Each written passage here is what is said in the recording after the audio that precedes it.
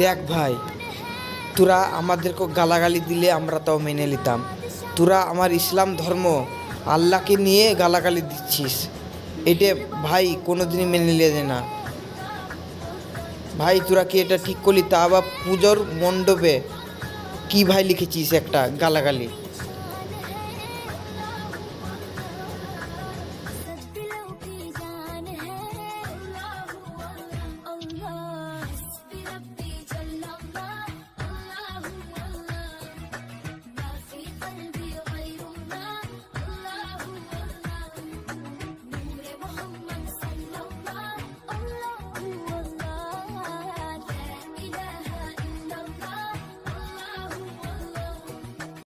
वो तन्हा कौन है, अल्लाह अल्लाह।